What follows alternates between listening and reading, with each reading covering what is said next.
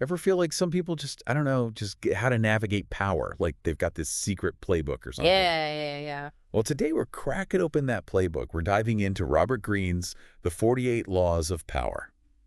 It's a fascinating look at, well, strategies and tactics about influence.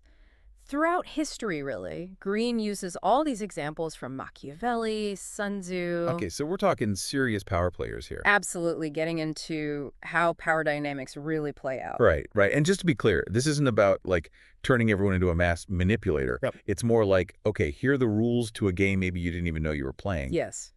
Green lays out these 48 laws. And I'm not going to lie, some of them, well, A little jarring. yeah, a little bit. Fortunately. So let's just jump right in, shall we? Let's do it. Law 1, never outshine the master. Right out the gate. Green uses this story.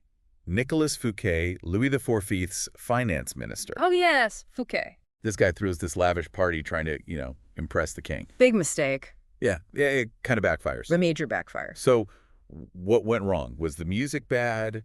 Were the snacks terrible? No, quite the opposite. Too lavish. The party was just too much. Okay. It accidentally showed off all of Fouquet's wealth and power, and Louis XIV, well, Kings don't like to be outshone. let's just say insecurity is a powerful motivator, So even a compliment, like a giant ice sculpture compliment, especially one like that. can be a dangerous game when you're dealing with power.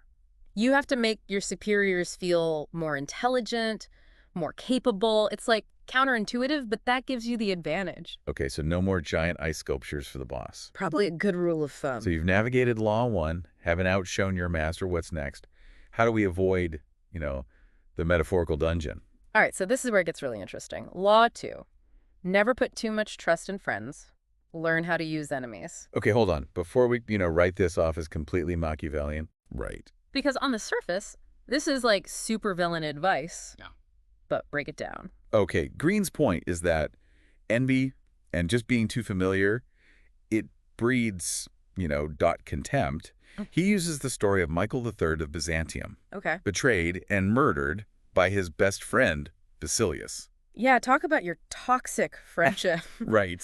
So what are we sending our enemies holiday cards now? No, not exactly. He uses Emperor Sung of China as like a counterexample. Okay. He basically neutralizes his enemies by giving them gifts, positions of power, making it in their best interest to, be on his side. So it's a lot about like friendship bracelets with your enemies. Exactly. More about really understanding their motivations. Exactly. Like 4D chess while everyone else is playing checkers. Right. And this all ties into a theme we see over and over again, deception. Smoke screens. Okay, so less friendship bracelets, more invisibility cloaks. Is that what you're saying? It's more subtle than that. Green talks about this idea of a sheepskin. A sheepskin. The best deceivers, the most effective. They just seem, ordinary, Oh, unremarkable. like that coworker who always brings in donuts on Fridays. Maybe. The point is, they're hard to read. Okay, I'm officially suspicious of all the free donuts now. Right. But do you have, like, an example of this whole sheepskin thing in action? Oh, yeah, definitely. Green talks about this con artist, Yellow Kid Weil, Okay. master of misdirection. This guy once tricked a man into buying a fake hunting lodge. Wait, hold on. He sold a non-existent hunting lodge. Non-existent. Like, was it a really convincing miniature or something? Nope, nothing. Didn't exist. He played on the guy's greed, desire for a deal, overwhelmed him with information, distractions. Classic misdirection. So he created a whole production, basically, to cover up the fact that he was selling something that wasn't even real. Exactly. And it's not just con artists who do this. Think about powerful figures throughout history using the same tactic. Misdirection to manipulate public opinion. Get what they want. Man, I should take an intro to power dynamics in college. But we're talking about, like, achieving goals. Yeah. So it's less about, brute force, more about, like, finesse. Exactly. Green actually lays this out in Law 17. Cultivate an air of unpredictability. Which, okay, isn't that kind of the opposite of the whole sheepskin thing? See, that's the thing. If you're predictable, you're easy to manipulate, right? Okay. But a little unpredictability keeps everyone guessing. So less always on time and prepared, more living life on the edge. Not that unpredictable. Think, like Bobby Fischer. The chess player. Yeah, famous for those unpredictable moves. It wasn't even the moves themselves, it was keeping his opponents off balance, disrupting their strategies. Throwing in a wild card. I like it. Any other examples besides chess masters? Tons. Cleopatra, for one. Master of mystery and allure. She never let her rivals know what she was thinking. You know, it's interesting you mentioned that because that feels kind of connected to another law. Isolate yourself from your enemy. Law 18, I think. Spot on. And it's not just physically being isolated. It's about, not getting your hands dirty, using other people. Wait, so Cleopatra wasn't just hanging out in her palace surrounded by grapes. She was delegating. Delegating, strategizing, using her network. To get things done. Exactly. Green talks about Napoleon, too. After his exile, he's still pulling strings, getting others to fight his battles for him. So it's that whole absence makes the heart grow fonder, but applied to power. You got it. And speaking of understanding who you're dealing with, that's Law 19, know who you're dealing with. So know when to bring the grapes. Chuckles. Something like that. He's saying you can't treat everyone the same way, right? Like some people you can fool with the sheepskin, and some people you can't. Exactly. It's about knowing the right tool for the job.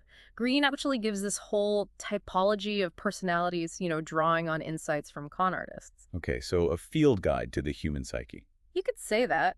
Helps you spot those manipulators. Good to know. But it's also about working with people's strengths, Right, making the system work for you. But then, Green takes it a step further, yeah. How so? Law 20. Do not commit to anyone. Is he saying we should all be free agents? I think it's more about understanding that alliances can be traps. Oh, okay. Think about Queen Elizabeth I. She avoided marriage, never got entangled in foreign alliances, stayed completely independent. Talk about knowing your worth. So it's about staying adaptable, right? Not letting yourself get tied down. Exactly. You become the wild card. Okay, I see the appeal. But, with all this talk about keeping people guessing. Yeah. Law 21. Play a sucker to catch a sucker. Seem dumber than your mark. Is he really saying play dumb? So, we're talking about pretending we don't know stuff so we can, Gain the upper hand. It's a classic strategy. Okay, but give me an example because I feel like this could go really wrong really fast. All right, well, Green talks about Victor Lustig. This guy actually sold the Eiffel Tower. You what? Sold the Eiffel Tower. Okay, first of all, impressive. Second of all, how? I'm picturing, I don't know, a very early version of Craigslist. For sale.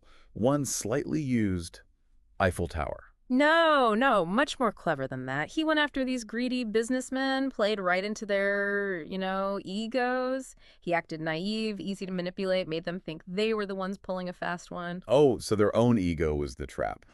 Clever. Exactly. But, okay, this is a lot, right? I mean, we're talking strategy. We're talking, let's be honest, a little bit of manipulation. How do we make sure this doesn't go, I don't know, Bond villain stroking a hairless cat level bad? Right. Green actually addresses this. He gives us a few antidotes to the more morally ambiguous laws. Okay, good. Like Law 23. Concentrate your forces. So, declutter our minds. Only focus on the good stuff. Think less aromatherapy candles, more like strategic focus. He uses the Rothschilds, the banking dynasty, as an example. Okay, those are some powerful folks. Right. They stayed in power by controlling everything. Money, information, always knew exactly what they had, what everyone else had. So it's about leverage. Yeah. Knowing what you're working with. Exactly. Knowledge is power. But there's a flip side to this, too. Sometimes dispersing your forces, it's the smarter move. Oh, interesting. So knowing when to hold them, knowing when to fold them. Exactly. Green talks about Mao Zedong, his guerrilla warfare tactics. They were outmatched, outgunned, so they used what they did have adaptability, the element of surprise. It's like they say in martial arts, using your opponent's strength against them. There you go. And that kind of leads us to a law that's useful no matter, where you are in life, but especially if you've ever worked in an office. Law 24, play the perfect courtier. Oh boy, office politics, Oh. everyone's favorite. Right. This one's all about understanding the game, the unspoken rules. So less lean in, more bow down. Not quite, but you're getting at something. It's about making your superiors feel important, in control. While you're subtly moving yourself up the ladder. You got it. Okay, I have to say, all this sounds a bit exhausting. It can be, for sure. But there's one more law I want to touch on, Law 25. Recreate yourself. Green talks about how we're not stuck, We can write our own stories. I like that. It's about taking control through our actions, the choices we make. So we're not just pawns in the game. We have some agency. Exactly. And I think that's what makes Green's work so compelling. It's not about following a bunch of rules blindly. It's about, like, waking up to the game. Right. And then you can decide how you want to play. So as we wrap up our deep dive into the 48 Laws of Power, what's the one thing you want our listeners to take away? We've covered a lot. It's a lot to process, definitely. But if I had to pick one thing, I'd say this. Power, it's not always about, being the loudest person in the room. It's often about understanding how people work. So less about being Machiavelli, more about, like, being a student of human nature. That's a good way to put it. Well, on that note, we'll leave you to ponder the art of power. Hmm. Just maybe lay off the selling the Eiffel Tower schemes for now. Probably a good idea for all of us.